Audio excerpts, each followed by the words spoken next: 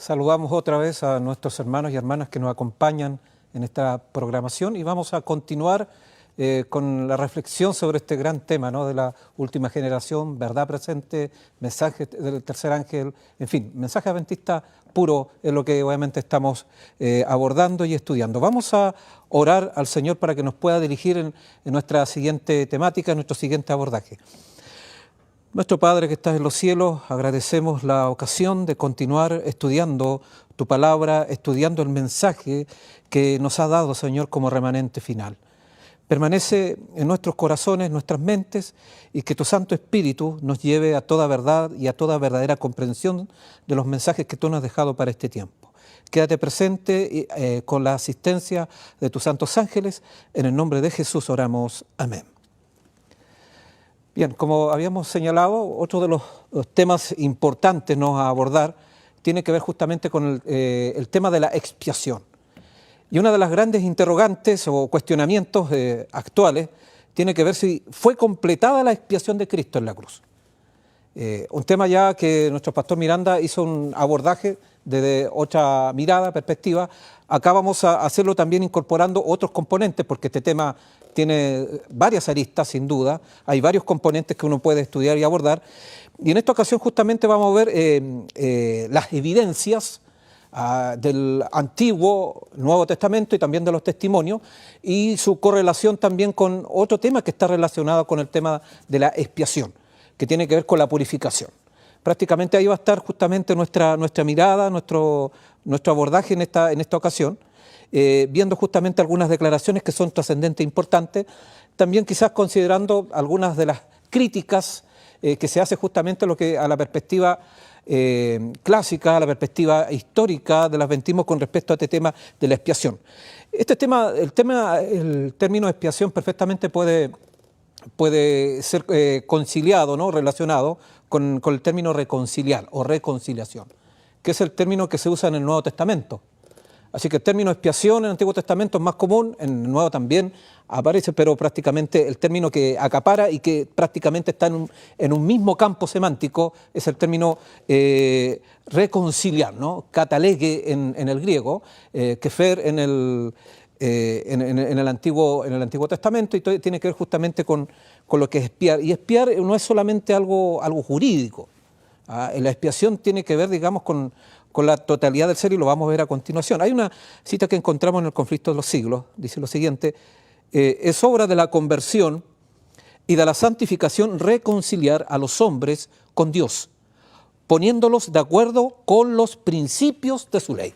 Otra vez aparece un término clave que es para otro tipo de abordaje, pero la ley en realidad es un principio articulador de la teología, aparece en todos lados. De hecho, para entender este tema de la cruz, que es otro tema también a abordar, hay que entender el tema del gran conflicto y el tema del santuario, que esos son los agentes articuladores, o debieran ser los agentes articuladores de nuestras creencias, de nuestras doctrinas. Y si uno ve, digamos, eso lo trabaja a la perfección el espíritu de profecía. Si uno ve, digamos, no hay ningún teólogo que haya trabajado como lo ha hecho Ellen White. Ella articula, usa estos agentes, el tema del conflicto, el tema del santuario, que están ligados, y sobre esa base entonces su comprensión espiritual del Espíritu Santo, de la expiación, pasa a ser totalmente distinta a la comprensión protestante evangélica de lo que es la expiación, y también diferente a la comprensión, digamos, del catolicismo, por más que algunos intenten de llamar, digamos, de que la última generación habla de catología, o sea, de teología católica romana. Es que es para otro tema, pero obviamente no, la dirección va en una dirección diametralmente opuesta a cómo se lo señala. El primer paso para la reconciliación con Dios es la convicción del pecado. Delante nos hablaba nuestro pastor acá, esa convicción, no el arrepentimiento. Convicción de pecado no es algo intelectual. El pecado es transgresión de la ley, y por la ley es el conocimiento del pecado. O sea, en otras palabras, si no existiera el pecado, no habría expiación. Ese es el tema. Y obviamente, y sabemos que hay pecado porque hay ley. Entonces, por eso, si no tenemos una comprensión clara de lo que es la ley y lo que es el pecado, que es otro tema, digamos, que se va a abordar en este encuentro, no vamos a entender justamente este tema de la expiación. Entonces, el concepto del pecado acá altera, distorsiona o fundamenta o fortalece, digamos, la comprensión de lo que es justamente la expiación en la cruz. Por el sacrificio expiatorio de Cristo y su obra de mediación a nuestro favor, podemos reconciliarnos con Dios. La sangre de Cristo resultará eficaz para lavar la mancha carmesí del pecado. O sea, la expiación tiene que ver justamente con el pecado, no es otra cosa. Y el pecado bien entendido entonces nos va a entender, digamos, los alcances justamente de la expiación-reconciliación. La reconciliación, expiación que brinda la cruz no es, como algunos creen, un acto involuntario, universalista realizado para todo el mundo. Creyentes y no creyentes por igual. Acá el universalismo no es bíblico y tampoco está atestiguado por los testimonios. Hay una condicionalidad, todo es condicional. Entonces acá obviamente cuando hablamos de una expiación, la expiación justamente tiene sentido cuando hace el ser humano ejercicio de su voluntad, de su libre arbitrio, de su libre albedrío. Y ahí entonces empiezan a operar estas fuerzas espirituales, estas fuerzas del cielo, obviamente, para restaurar, porque en el fondo la expiación tiene el objetivo de restaurar el ser humano. Hay otra declaración también que encontramos acá: se perdona al que acepta a Cristo como su justicia y su única esperanza, porque Dios estaba en Cristo reconciliando el mundo así. La justicia, la verdad y la santidad de Cristo, que son aprobadas por la ley de Dios, constituyen un canal por el medio del cual la misericordia puede comunicarse al pecador arrepentido y creyente. Los que no creen en Cristo no están reconciliados con el Padre, pero los que tienen fe en Él están escondidos con Cristo en Dios. Si confesamos nuestros pecados, es fiel y justo para que perdone nuestros pecados y nos limpie la maldad. Un texto, digamos, muy conocido. Entonces, ¿existe tensión entre la cruz y el santuario celestial? Bueno, dentro de las categorías teológicas, obviamente, sí se está viendo una tensión. Obviamente que la cruz obviamente no cuadra con una labor de expiación final en el santuario celestial. Son como obviamente una situación, digamos, que no tiene sentido por obviamente las categorías teológicas que se manejan en la comprensión de este tema. Pero si uno va, digamos, al Antiguo Testamento, y ahí podemos ver algunas evidencias, hay más, solamente vamos a mencionar algunas de ellas. El sacrificio de Jesús en el Calvario y la posterior mediación de Jesús en el santuario celestial son fases complementarias y sucesivas del proceso de expiación bíblica. Entonces, la expiación no era solamente sacrificio. Si uno va al Antiguo Testamento, puede ver el libro de Levítico, prácticamente el Levítico es capítulo 4, y hacer todo un rastreo justamente eso en el capítulo 5, del 9 al 10, del 7, del 1 al 7, no lo vamos a leer, digamos, por tiempo, pero ustedes lo pueden revisar y se dan cuenta, digamos, que la expiación no es solamente el sacrificio del animal. Era todo, digamos, un proceso involucrado, digamos, mucho más que eso. Y esta sangre, o sea, el ritual del Antiguo Testamento, la sangre del sacrificio no podía efectuar el perdón del pecador hasta que no era mediada por el sacerdote. O sea, no bastaba solamente con sacrificar el animal, el cordero, por decir, algunos de los animales que estaban dentro del ritual, sino que tenía que ser mediada esa sangre. Y eso es un aspecto importante, y así funcionaba el ritual. Y es interesante, digamos, que nosotros, como adventistas, a nivel teológico se ha desarrollado mucho el concepto de la tipología, la relación tipo-antitipo, y no somos a veces coherentes con ese punto. Entonces, si somos coherentes con la tipología, con la estructura tipológica del ritual del Antiguo Testamento y lo relacionamos con el antitipo del santuario celestial, entonces vamos a entender obviamente que tiene que seguir la misma lógica, el mismo camino. Y vamos a ver posteriormente lo que dicen los testimonios al respecto, obviamente que sigue también esa lógica. Si vamos al Nuevo Testamento, es cierto también esta misma idea. La sangre de Jesús tuvo que ser derramada antes de que pudiera ser mediada. Como dice Hebreos capítulo 9, versículo 22, una declaración también muy conocida, dice: sin derramamiento de sangre no se hace remisión. Eso es fundamental, obviamente, pero habla de la remisión, hay un proceso posterior, no es la sangre sola, pero es la mediación de esa sangre por nuestro abogado celestial. Bueno, ahí entra el estudio de Hebreos, que es muy importante. El abogado celestial, lo que hace entonces de que se perdone al pecador. Y ahí tenemos un respaldo bíblico en 1 Juan capítulo 2, versículo 1, dice: hijitos míos, estas cosas os escribo para que no pequéis. Y esto es una cosa interesante. ya está diciendo acá que cuál es la intencionalidad de la epístola. Esto nos ayuda a entender otros temas. No pecar. Es el tema del pecado el que está presente. Dice, para que no peques, no para que sigas pecando. El propósito entonces de la epístola no es naturalizar el pecado, apunta a la gracia preventiva, no preveniente, ¿no? Que es un concepto arminiano. No, la gracia preventiva ocurre cuando uno se arrepiente y el Espíritu Santo me habilita para no pecar. Eso es preventivo. No es antes de mi voluntad, es después de mi voluntad. Por eso es distinta a la concepción wesleyana, concepción arminiana. La perspectiva bíblica, y también lo vamos a ver en los testimonios, sigue esa misma línea. Si alguno hubiere pecado, dice, acá no dice todos han pecado, dice si alguno hubiera pecado. Interesante lo que dice. Dice, abogados tenemos para con el Padre a Jesucristo el justo. Entonces acá nosotros notamos de que hay una mediación de esa sangre. Y esa mediación tiene que ver justamente con ¿qué? Para evitar el pecado. Bueno, y si alguno peca, abogado, allá viene la mediación, ya viene la expiación, la restauración. Porque está ligado con eso. Entonces, de igual importancia es el hecho que la sangre de Jesús no es solo para el propósito de perdonar, por esencial que sea esa función. No está solamente restringido a ese punto. Tenemos algunas declaraciones también del Nuevo Testamento de algunos escritos paulinos. El primero de ellos, Efesios capítulo 1, versículo 7, dice, en quien tenemos redención por su sangre, el perdón de pecados según la riqueza de su gracia. En otra parte, en Colosenses 1, 14, dice, en quien tenemos redención por su sangre, el perdón de los pecados. Entonces, en el Nuevo Testamento es claro que la sangre de Jesús también santifica al cristiano, y a eso lo podemos ver en Hebreos 10, 29, dice, ¿cuánto mayor castigo pensáis que merecerá el que pisoteare al Hijo de Dios y tuviere por inmunda la sangre del pacto, la cual fue santificado e hiciere afrenta al Espíritu de gracia? O sea, acá está hablando claramente que la sangre de Cristo participa y es, digamos, la que favorece justamente y potencia lo que es la santificación. Pero esa santificación, obviamente, depende de la sangre, pero al mismo tiempo esa sangre necesita cumplir ese propósito. Y el propósito tiene que ver con lo que es la santificación. Va más allá, digamos, de la cruz, más allá del sacrificio. En otra parte, Hebreos capítulo 13, versículo 12 dice, por lo cual también Jesús, para santificar al pueblo mediante su propia sangre, padeció fuera de la puerta. Un texto bien interesante este, ¿no? Entonces, ¿cómo santifica? La santificación obviamente está unida gracias al sacrificio, santifica. Pero ese sacrificio tiene una finalidad mayor, tiene que ir a la santificación. Y la santificación obviamente está más allá del sacrificio mismo. Es la aplicación justamente de ese sacrificio. Y por eso entonces dice que padeció fuera de la puerta.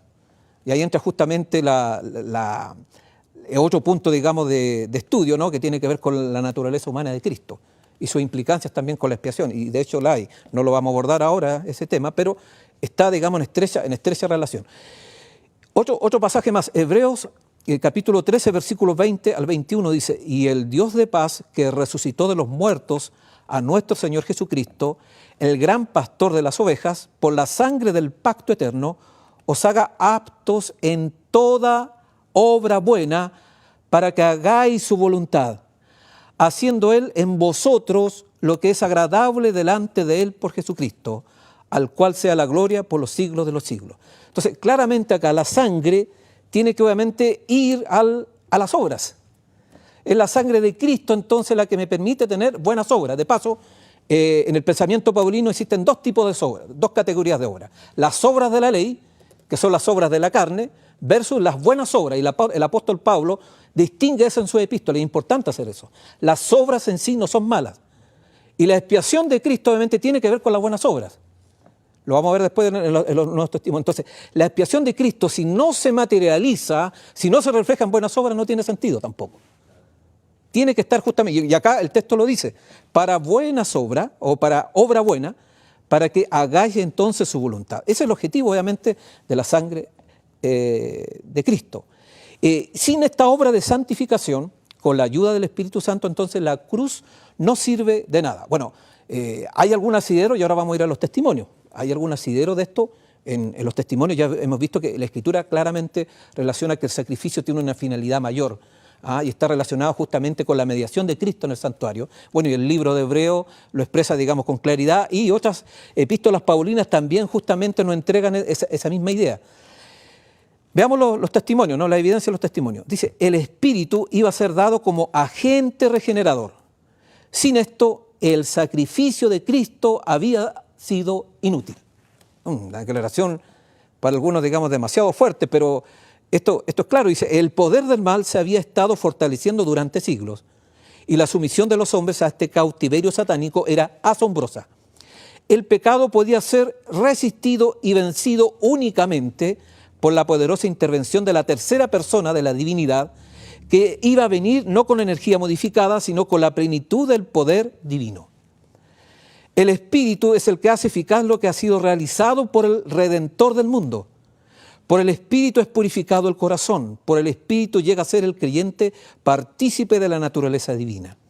Cristo ha dado su Espíritu como poder divino para vencer todas las tendencias al mal, hereditarias y cultivadas, y para grabar su propio carácter en su iglesia. Ese es el objetivo de la expiación. Y hay otro componente que sí se ignora. Bueno, de hecho, la misma teología adventista contemporánea ha reconocido que somos muy débiles en la neumatología. Neumatología tiene que ver con el estudio del Espíritu Santo. Hay muy poco estudio.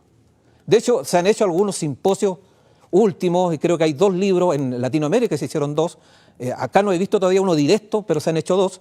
Pero aún así no hay esta conexión. Hay una deficiencia en este punto. Entonces, el Espíritu Santo es muy importante para el tema de la expiación. Es muy importante. No es solamente lo que Cristo está realizando, y que es fundamental en el lugar santísimo, sino también la obra que el Espíritu Santo está haciendo acá en la tierra. Entonces, ese elemento no debemos olvidar. Por eso entonces la expiación pasa a ser algo concreto, y por eso la expiación no es que la teología de la última generación la aterriza en la tierra. Es el propio testimonio de la Escritura, los testimonios mismos indican claramente que es el Espíritu Santo el que, digamos, trae a la tierra esta labor para hacerla concreta en nuestras vidas. Por eso dice justamente que tiene que ver justamente otra vez con el tema del pecado, ¿no? Vencer el pecado, purificar el corazón. Otra declaración más dice, la intercesión de Cristo por el hombre en el santuario celestial es tan esencial para el plan de la salvación como lo fue su muerte en la cruz. Con su muerte dio principio a aquella obra para cuya conclusión ascendió al cielo después de su resurrección. Por la fe debemos entrar velo adentro, donde entró por nosotros como precursor Jesús. Allí se refleja la luz de la cruz del Calvario y allí podemos obtener una comprensión más clara de los misterios de la redención. La salvación del hombre se cumple a un precio infinito para el cielo. El sacrificio hecho corresponde a las más amplias exigencias de la ley quebrantada. Y eso, digamos, es un aspecto importante, ¿no? Acá, obviamente, la expiación tiene que ver, obviamente, porque se quebró, como lo habíamos dicho anteriormente, se quebrantó, se transgredió la ley de Dios. En este mismo contexto escribe sobre el imperativo de la victoria sobre el pecado y cómo la intercesión de Cristo en el santuario celestial hace posible vencer el pecado. Y acá tenemos la siguiente declaración: el que encubre sus transgresiones no prosperará, más el que las confiesa y las abandona alcanzará misericordia. Proverbio 28:13. Si los que esconden y disculpan sus faltas pudiesen ver cómo Satanás se alegra de ello y las usa para desafiar a Cristo y a sus santos ángeles, se apresurarían a confesar sus pecados y a renunciar a ellos. De los defectos del carácter se vale Satanás para intentar dominar toda la mente, y sabe muy bien que si se conservan estos defectos, lo logrará. De ahí que trate constantemente de engañar a los discípulos de Cristo con su fatal sofisma que le es imposible vencer. Entonces, ¿por qué es importante obviamente ver esta relación de la expiación de Cristo? No solamente la cruz, sino la mediación de Cristo en el santuario celestial y particularmente para nosotros como pueblo adventista en el lugar santísimo, porque de momento nos da la garantía para vencer. Entonces, cuando se habla de que podemos vencer el pecado, no es el esfuerzo humano como algunos critican a la última generación, es el poder del cielo. Noten, 2 poderes, bueno, aparte del Padre que está detrás, pero el poder de Cristo en el santuario celestial más el poder del Espíritu Santo. Por eso es posible. Así que no es solamente esfuerzo humano. De paso, la clave, el principio que habla los testimonios y también la Escritura, es el principio de colaboración. El esfuerzo humano más el poder divino. Ahí está. No es esfuerzo solo. Entonces, ahí donde prácticamente creo que es poco meticuloso las críticas que se hacen a la última generación, porque hablan justamente de la voluntad humana sola, del esfuerzo humano. No, eso no lo va a encontrar, esa no es la posición de la última generación. La posición es, digamos, el poder de Dios, el poder de Cristo, la labor del Espíritu Santo, la intercesión del Espíritu Santo acá en la tierra, la que logra justamente ese punto. Ahora, hay algunos también que dicen, bueno, pero Ellen White en algunas partes dice de que la expiación está hablando solamente de la cruz. Entonces, claro, y hay algunos textos que dan justamente esa idea de que Ellen White estuviera restringiendo el concepto o acotándolo solamente al plano de la cruz o al plano del Calvario. Pero es aquí un aspecto importante que tiene que ver con un principio hermenéutico, que lo podemos aplicar perfectamente justamente acá a los testimonios, que tiene que ver justamente que una palabra tiene más de un significado. Eso es clave, eso se llama acepción, ¿no? Tiene más de una acepción. Y eso funciona prácticamente en todos los idiomas. Y eso lo encontramos también en la Biblia. El mismo apóstol Pablo, cuando habla de ley, para Pablo ley tiene más de una acepción. No es solamente la Torá. No es solamente los mandamientos de Dios, también la ley la relaciona con la ley del pecado. Entonces hay que tener, y las obras también tienen una semántica fluida. Así como el símbolo es fluido, el lenguaje es fluido, y entonces por las limitaciones lingüísticas, obviamente, una palabra tiene más de un significado. ¿Y los testimonios estarán ajenos a esa realidad lingüística? No, no están ajenos. Ellen White también, obviamente, hay palabras que tienen más de un significado. Ejemplo, el término naturaleza tiene más de un significado. Y el término expiación también tiene más de un significado. O sea, no está restringido a un concepto relacionado, expiación sinónimo cruz. No, eso es una acepción de las tantas. Vamos a ver esa primera acepción. Ejemplo, dice, nuestro gran sumo sacerdote completó la ofrenda de sacrificio de sí mismo cuando sufrió fuera de la puerta. Entonces se hizo una expiación perfecta por los pecados del pueblo. Ahí está haciendo referencia a la cruz. Entonces relaciona expiación igual cruz. En otra declaración de la Review dice, todos los que creen que Cristo es el sacrificio expiatorio pueden venir y recibir el perdón de sus pecados porque el mérito de Cristo se ha abierto a la comunicación entre Dios y hombre. El contexto también es de la cruz y usa expiación en ese sentido, con esa acepción como sinónimo, digamos, de sacrificio en la cruz. Otra declaración más dice, nuestro gran sumo sacerdote ha hecho el único sacrificio que tiene algún valor en nuestra salvación. Cuando se ofreció a sí mismo en la cruz, se hizo una expiación perfecta por los pecados del pueblo. Ahí también tiene una connotación centrada obviamente en la cruz y da la idea entonces de que, bueno, eso es todo. Ya. Entonces la teología de la última generación está hablando de más porque Ellen White está diciendo lo contrario. Ellen White acota el término y lo coloca, digamos, dentro del contexto de la cruz, dentro del contexto del Calvario. Pero eso es, digamos, desconocer realmente cómo Ellen White usa en todos sus escritos ese término.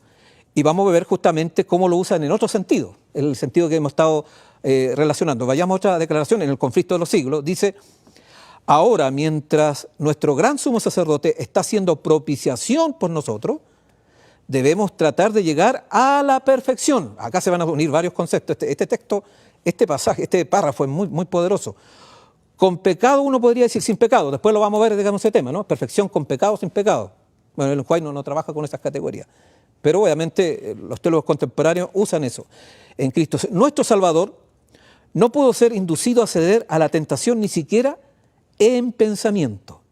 Satanás encuentra en los corazones humanos algún asidero en que hacerse firme.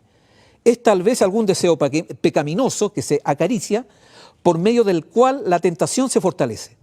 Pero Cristo declaró al hablar de sí mismo, viene el príncipe de este mundo, mas no tiene nada en mí. Juan 14:30. Satanás no pudo encontrar nada en el Hijo de Dios que le permitiese ganar la victoria. Cristo guardó los mandamientos de Dios, de su Padre, y no hubo en él ningún pecado de que Satanás pudiese sacar ventaja.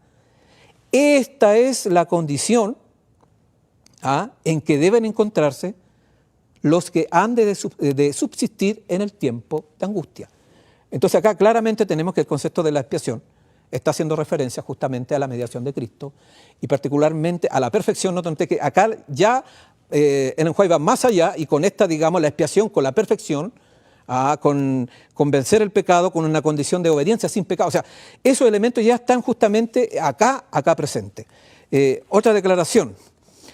Ahora Cristo está en el santuario celestial. ¿Y qué está haciendo? Haciendo expiación por nosotros, limpiando el santuario de los pecados del pueblo.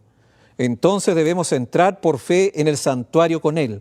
Debemos comenzar la obra del santuario de nuestras almas. Debemos limpiarnos de toda contaminación. Debemos limpiarnos de toda contaminación de carne y de espíritu, perfeccionando la santidad en el temor de Dios. Claramente acá la expiación ahora ya la lleva justamente a la labor intercesora de Cristo en el santuario celestial y de manera particular al lugar santísimo, y no tenete que eso entonces va a permitir la perfección de los santos del tiempo del fin. O sea, justamente sin esa expiación es imposible que se logre la perfección de la última generación. Pero es la perfección que Cristo hace en la última generación, no es el tributo de la última generación propia a Cristo. Eso no dice acá. Es la labor de Cristo. Entonces, los méritos son de Cristo, pero obviamente está el factor humano de que tiene que colocarse en el lugar correcto, tiene que tomar decisiones para que Dios pueda obrar de esa manera. Otra declaración más. Dice, Jesús nuestro abogado está intercediendo ante el Padre de su trono en nuestro beneficio y también está intercediendo con el pecador diciendo, volveos, ¿por qué moriréis? Bueno, haciendo una referencia a Ezequiel 31:11. Dice, ¿no está continuando siempre su gran obra de expiación por medio de la obra del Espíritu Santo en cada corazón? Miren la relación extraordinaria ahí. La expiación de Cristo entonces pasa ¿por quién? Por la obra del Espíritu Santo. Entonces cuando hablamos de la expiación final, cuando hablamos de la expiación mediada de Cristo en el santuario celestial, más allá de la cruz, estamos hablando justamente de la labor que le corresponde hacer el Espíritu Santo. Cuando nosotros quitamos la obra expiatoria después de la cruz, estamos dejando sin trabajo al Espíritu Santo. Lo estamos despidiendo. Eso es lo que estamos haciendo. Porque esa es su labor principal. Entonces, lamentablemente hay muchos que han despedido al Espíritu Santo de sus vidas. Y mientras sigamos haciendo eso, no se puede operar, como hablaba delante nuestro pastor, no se puede operar la transformación del corazón, no vamos a tener la justicia no solamente imputada, sino tampoco vamos a tener la impartida, menos. No vamos a tener ni el derecho al cielo, ni la idoneidad para el cielo. Así de simple. Por eso es importante entonces no sacar, no cortar, no cercenar la expiación final. Porque entonces vamos a dejar inoperativo la labor que el Espíritu Santo está dispuesto a hacer por cada uno de nosotros. Se presentó delante del profeta la escena de acusación de Satanás. Él dice, me mostró el sumo sacerdote, el cual estaba delante del ángel de Jehová, y Satanás estaba a su mano derecha para acusarle. Jesús es nuestro gran sumo sacerdote en los cielos. ¿Y qué está haciendo? Está efectuando una obra de intercesión y expiación en favor de sus hijos que creen en Él. Por medio de la justicia imputada de Cristo, los miembros de su pueblo son aceptados por Dios como personas que confiesan ante el mundo, que pertenecen a Dios, guardando todos sus mandamientos. Otra vez aparece la ley de Dios. O sea, no hay expiación sin guardar todos los mandamientos de Dios. Por eso el texto profético de Apocalipsis capítulo 12, versículo 17 y Apocalipsis 14:12, dice, los que guardan los mandamientos de Dios tienen el testimonio de Jesús, y en el 14:12 guardan los mandamientos de Dios y tienen la fe de Jesús. Está claramente delineado justamente con este tema de la expiación. Entonces, el mensaje de los tres ángeles obviamente implica justamente estos elementos. Sacar la expiación final es debilitar justamente el propósito del mensaje del Evangelio eterno. El Evangelio eterno justamente tiene que ver con la expiación final, tiene que ver porque atenta justamente ¿con qué? Contra el pecado de nuestros corazones. Dios quiere hacer esa obra justamente en nosotros. Más adelante encontramos otro elemento, dice, otra declaración, luego entró en el lugar santísimo para hacer expiación por los pecados del pueblo y limpiar el santuario. Su obra como sumo sacerdote completa el plan divino de redención al hacer la expiación final por el pecado. Cristo ha sido manifestado en carne, su sangre ha sido derramada, el sacrificio perfecto por los pecados del mundo. Y ahora nuestro mediador está delante del propiciatorio, haciendo expiación por su pueblo. O sea, las declaraciones, hay muchas más, pero las declaraciones son categóricas. O sea, claramente el enjuague no limita la expiación a la cruz, si bien lo aplica también, pero ella extiende y ve obviamente que la expiación es un proceso más largo, y digamos, en correlación con lo que pasaba en el Antiguo Testamento con el ritual de santuario. O sea, prácticamente hay una correspondencia, pero ya no una escala limitada, sino una escala mayor sin duda. Ahora, es interesante, digamos, de que dentro de la teología contemporánea adventista, por las categorías evangélicas, porque las categorías evangélicas no hay que olvidar, detrás está la filosofía griega. Aceptar y prácticamente, acríticamente, todo el pensamiento protestante evangélico es obviamente aceptar las presuposiciones dualistas que tiene, digamos, el protestantismo. De hecho, no debemos olvidar que el protestantismo cree en la inmortalidad del alma. Y es un aspecto importante que tiene serias implicancias para entender estos temas. Entonces nosotros como pueblo adventista, y es interesante que aún los críticos de la última generación tampoco creen en la inmortalidad del alma, en eso estamos de acuerdo. Pero ¿cuál es el problema? La coherencia con respecto a ese tema. Si somos coherentes, no vamos a aceptar obviamente una limitación centrada en la cruz, solamente la expiación. Porque va mucho más allá, porque obviamente la expiación tiene que ver, digamos, con el ser entero, y el alma no es inmortal de partida, no está separada del cuerpo, no hay una dicotomía, no hay una separación, y eso entonces, esa concepción protestante impide poder entonces tener una comprensión mayor de lo que implica un concepto interesante que lo vamos a desarrollar después, el carácter. Nosotros como pueblo adventista no trabajamos con el concepto del alma, si bien es cierto, Ellen White usa ese término, pero ahí entramos con el concepto anterior, que ella lo usa, digamos, una acepción como sinónimo de carácter, no como, digamos, como algo inmortal, es distinto. Entonces, nuestro concepto como pueblo adventista, trabajamos con el concepto no del alma inmortal, sino del carácter, y eso cambia las cosas netamente. Por eso entonces que la purificación del santuario, la expiación, obviamente que no se centra en el alma inmortal, sino se centra justamente en el carácter. Y por eso entonces podemos ver, digamos, que hay otros componentes que van en esa dirección. Pero la teología contemporánea adventista, al tener ese diálogo y a depender de las fuentes protestantes, entonces cae, digamos, en una dicotomía y cae en una, ¿cómo se llama?, en una contradicción de comprensión, en una paradoja. Veamos algunas declaraciones, lo podemos ver en uno de sus libros sobre soteriología, La salvación, contornos de la soteriología adventista, que fue publicado por el 2017. Dice, la teología adventista distingue entre la expiación completa realizada por Jesucristo en la cruz y la expiación completada. Bueno, ¿completa o completada? Bueno, con relación con su ministerio intercesor en el cielo a favor de la humanidad. Por lo tanto, la expiación, salvación no está completa porque todavía vivimos en un mundo pecaminoso. Sin embargo, una solución duradera del problema del mal es compleja y implica la obra mediadora de Cristo en el cielo durante un largo periodo de tiempo. Es muy etéreo lo que dice acá. Y encontramos otra declaración más, un poco más antigua, del 1980, que ya estaban estas ideas asentadas. Los adventistas del séptimo día siempre han creído en una expiación completa que no se ha completado.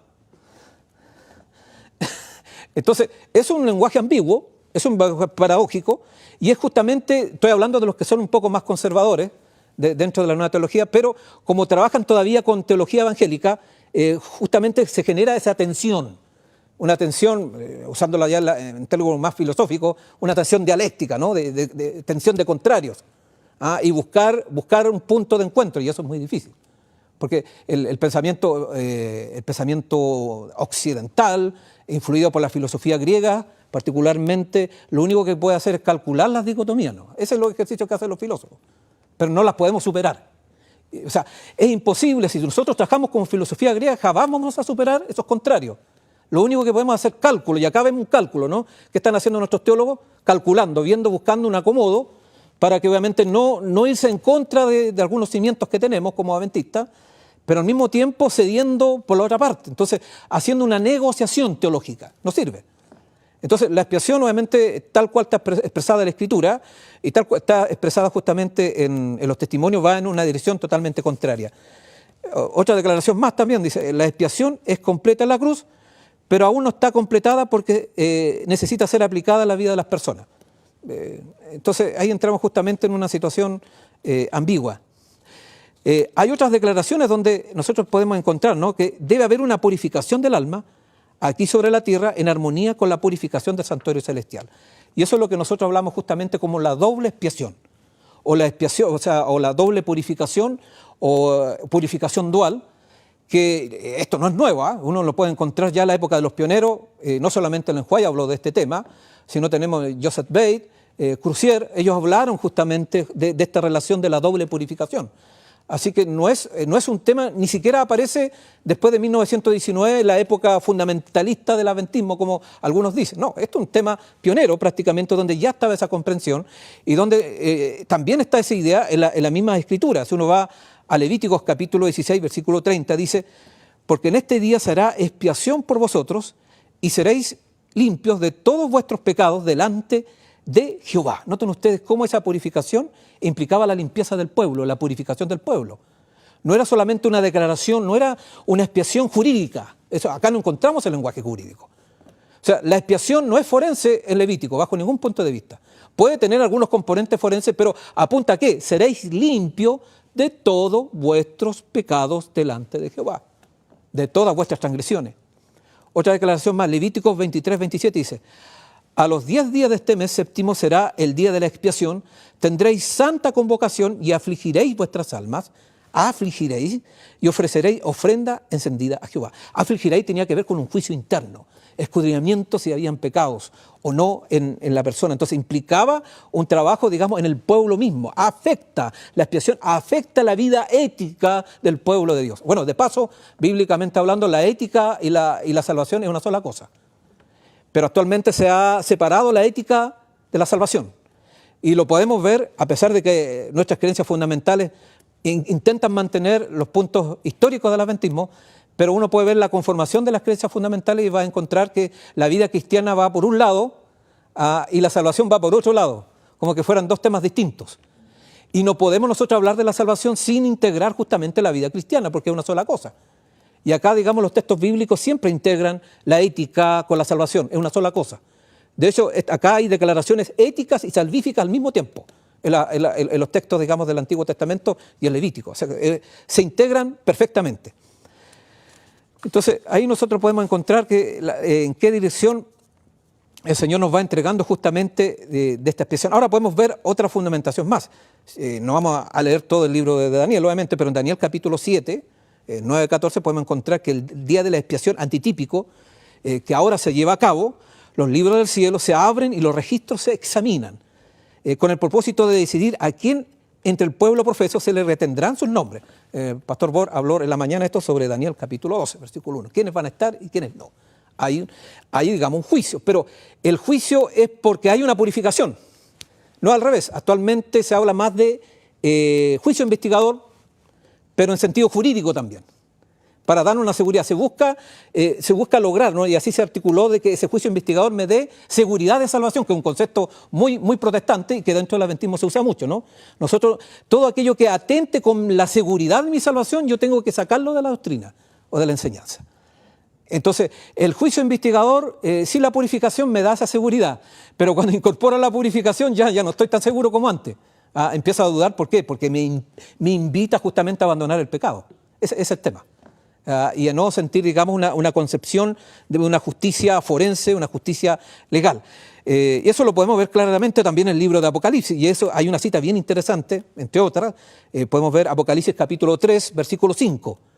Dice, el que venciere será vestido de vestiduras blancas y no borraré su nombre del libro de la vida.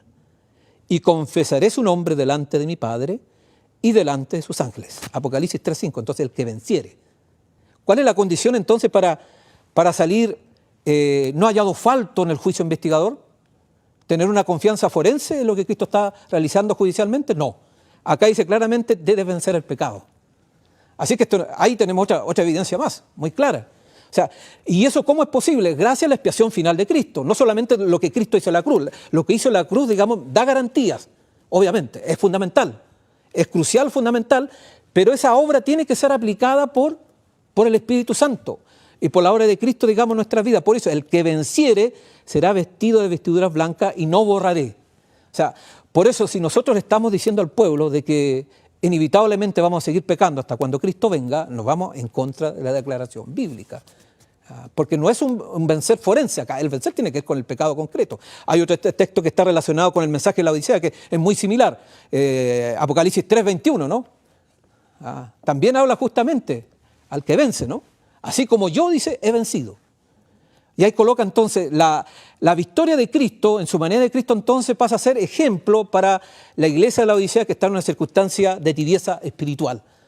Entonces, ¿cómo podemos vencer la tibieza espiritual? No con teología protestante, sin duda. No se puede vencer, imposible. Nos da de una falsa, y ya lo hemos visto, digamos, de una falsa seguridad. Entonces, las escenas representadas en Daniel 7 y Daniel 12, con los libros abiertos y la investigación celestial en curso en la vida de los creyentes profesos, se menciona brevemente entonces en este versículo, pero es muy poderoso, y tal cual ocurría en Levítico 16. La victoria del que habla Jesús en Apocalipsis 3:5 forma una parte esencial del proceso de expiación antitípico. Entonces, este pasaje justamente está hablando de la expiación final.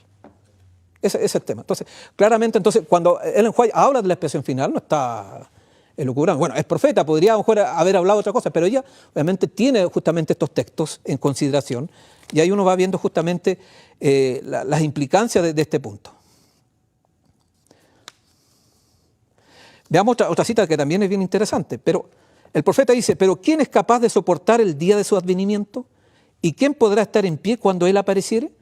Porque será como el fuego del acrisolador, como el jabón de los bataneros, pues se sentará como acrisolador y purificador de la plata, y purificará a los hijos de Leví y los afinará como oro y la plata para que presenten a Jehová ofrendas en justicia. Malaquías 3, 2 y 3. Los que vivan en la tierra cuando cese la intercesión de Cristo en el santuario celestial deberán estar en pie en la presencia de Dios santo sin mediador. Sus vestiduras deberán estar sin máculas, sin manchas, ¿no? Sus caracteres purificados de todo pecado por la sangre de la aspersión. O sea, la purificación del pecado sigue siendo por Cristo, no es obra de la última generación. Acá claramente dice, es la sangre de Cristo la que obviamente me purifica de mis pecados completamente. Así que acá no hay ninguna obra humana, no hay ninguna capacidad humana, no es que los que proponen justamente el adventismo histórico, hablan de la verdad presente, por sí están calificados para soportar eso. No, es la obra de Cristo que está disponible para todos, sin exclusión. Simplemente tenemos que creer el mensaje que el Señor nos ha entregado para este tiempo. Entonces, por la gracia de Dios y sus propios y diligentes esfuerzos deberán ser vencedores en la lucha con el mal. Y otra vez acá, por la gracia de Dios. Es la gracia de Dios entonces la que nos permite vencer el pecado, ser victoriosos al pecado, liberarnos del pecado. Y esa es la esperanza, ¿no? O sea, el mensaje de lo que se llama actualmente última generación es un mensaje de esperanza. Es la verdadera esperanza, es la esperanza de que he aquí el Cordero de Dios que quita el pecado del mundo. Para eso vino Cristo Jesús, no para que sigamos pecando, sino porque en nuestra debilidad el Señor puede hacer esa obra maravillosa, ese milagro. Y tal como dice Ellen White en otra parte, en otra porción, así como Él fue capaz de liberar al hombre de enfermedades congénitas, ¿no? de enfermedades que es propia de la naturaleza humana, ¿cuánto más nos puede liberar de los pecados? Porque si Él se fue contra toda la naturaleza y hacer esos milagros, porque esos milagros fueron contra de aquellas cosas que nosotros no podemos solucionar, que tiene que ver con nuestra carne, más todavía, digamos, con respecto al carácter. Entonces, acá viene una declaración trascendente, dice, mientras se prosigue el juicio investigador en el cielo, mientras que los pecados de los creyentes arrepentidos son quitados del santuario, debe llevarse a cabo una obra especial de purificación, de liberación del pecado entre el pueblo de Dios en la tierra. Esta obra está presentada con mayor claridad en los mensajes del capítulo 14 de Apocalipsis. Entonces, hablar del mensaje, dice acá, de los tres ángeles, y descartar este punto de la doble purificación es no hablar del mensaje verdadero de los tres ángeles. Acá está claramente expresado. Entonces hay una purificación acá en la tierra del pueblo de Dios. Y el Señor, bueno, hay otra declaración clara, ¿no? Alguien dijo alguna vez, ¿no? Atrás, uno de los referentes de la teología de la última generación, la purificación del santuario celestial de nuestros pecados depende de la purificación del pueblo de Dios acá en la tierra. Y no porque nosotros seamos importantes, sino porque el Señor está purificando a su pueblo. Entonces, obviamente depende, digamos, de que obviamente esa purificación sea efectiva, tiene que ocurrir algo real en nuestra vida. La purificación no es algo simbólico, es algo concreto, porque nuestra vida es concreta, vivimos en el espacio y en el tiempo, y en el espacio y en el tiempo Dios opera, y el Espíritu opera, acá en la tierra, de manera concreta, en nuestro carácter, no en nuestra alma, en nuestro carácter, porque nosotros tenemos carácter. El alma es un concepto, digamos, estamos hablando, el enjuague usa alma, pero en otro sentido, en el sentido del carácter, pero tal cual, digamos, se habla de alma, en el sentido popular o en el sentido occidental, no es así, digamos, lo que Dios desea de cada uno de nosotros. Otra declaración más, en relación con la expiación y la obra del Espíritu Santo. No somos capaces de salvarnos sin la ayuda del poder divino. El Señor no hará lo que nosotros podemos hacer mediante la colaboración voluntaria y sincera. En lo que respecta a nuestra salvación, dependemos totalmente de Dios, obviamente. Pero Dios necesita también de que nosotros colaboremos con Él. Tanto el querer como el hacer, el Espíritu de Dios no hará lo que nos toca a nosotros. Hemos de cumplir nuestra parte cooperando con los agentes divinos. Es lo que hablamos anteriormente de un principio que no se trabaja en principio de colaboración. No es que el Señor haga todo y nosotros nada, no. Nosotros tenemos que colaborar. No es que nosotros tengamos mérito, los méritos son de Cristo, porque nosotros no tenemos el poder, pero sí debemos realizar el esfuerzo, digamos, necesario.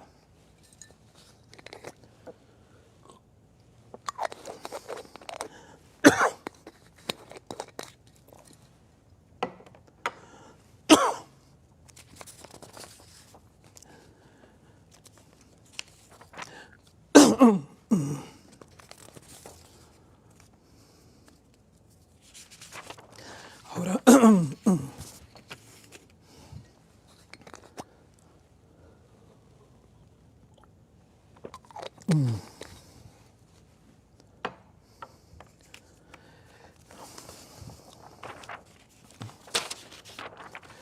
ahora podemos ver otro aspecto en consideración que tiene que ver justamente con...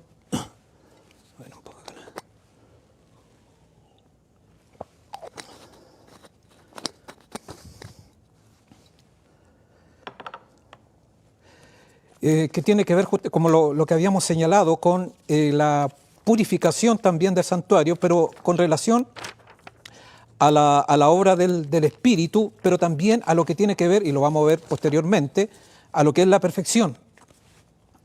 Entonces, la labor del Espíritu Santo está esperando por su pueblo. Dice, ahora bien, somos valiosos si el alma, el cuerpo y el Espíritu Santo están preparados para cooperar con el poder divino. Aunque no podamos hacer nada sin Dios, el Señor tampoco haría nada sin contar con el canal humano para comunicar la verdad. Necesitamos morar constantemente y fervorosamente la gracia del Espíritu Santo. No lo discernimos con nuestros ojos físicos, pero por fe vemos cómo obra dicho poder. El Espíritu Santo representa a Jesucristo. Él es el refugio al que podemos acudir en busca de seguridad. Otra declaración más dice, tendrá oposición en su propio hogar, incluso en su propio corazón, y nada puede asegurarle la victoria excepto el Espíritu de Dios. Entonces, aquí encontramos claramente, ¿no?, que cuando se le permite al Espíritu realizar su obra en nuestros corazones, el yo va a ser crucificado y vamos a encontrar justamente ese poder para vencer justamente a través de esta obra de expiación que Cristo está realizando en el cielo, intercediendo por nosotros, pero al mismo tiempo en la tierra, haciendo esa labor con el Espíritu Santo. Y el Espíritu Santo, como dije anteriormente, está esperando para que nosotros podamos avanzar en esa obra. Otra declaración también muy interesante, ¿no?, del mensaje celeste, dice, la razón principal por la que Dios puede hacer tan poco por nosotros es que olvidamos que la fortaleza moral proviene de nuestra cooperación con el Espíritu Santo. Entonces, si no estamos viendo realidades en nuestra vida, es porque lamentablemente estamos permitiendo que realmente el Espíritu Santo no pueda obrar, no pueda actuar en nosotros. Entonces, el poder del Espíritu obrará en el corazón haciendo que la voluntad se incline a Jesús mediante una fe viva y una completa dependencia del poder divino para desear y cumplir sus mandatos. El Espíritu toma las cosas de Dios tan pronto como el alma decide y actúa de acuerdo con la luz revelada. Noten que el Espíritu Santo no va a ir más allá de lo que nosotros podamos tomar como decisión. Si nosotros no resolvemos colocarnos del lugar de la verdad, colocarnos del lugar de Cristo, colocarnos justamente para que el Espíritu Santo comience esa labor. Y esa labor sucede no de una manera mística, sino muy por el contrario, eso, digamos, ocurre en nuestra mente. Es en nuestra mente donde el Espíritu Santo entonces empieza a hacer esa obra maravillosa, comienza a trabajar y esa expresión entonces empieza a tener esos resultados que justamente nos van a llevar a un punto que muchas veces, digamos, algunos lo ven como algo imposible, la perfección del pueblo de Dios. Ahora viene la pregunta y lo vamos a desarrollar posteriormente, ¿no? Esa perfección, ¿una perfección con pecado? Porque actualmente, y algo también habíamos adelantado, se habla de una perfección con pecado. Y eso, digamos, producto justamente de una teología que no es nuestra.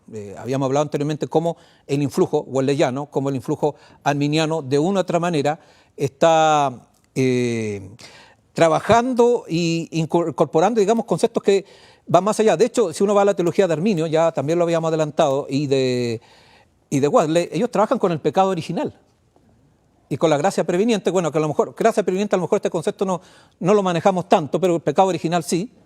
Y el pecado originalmente impide entonces que la victoria sobre el pecado sea real y concreta. Entonces, claro, y ahí justamente se divide el pecado, ¿no? Un pecado en mayúscula y un pecado con minúscula. Lo vamos después a desarrollar.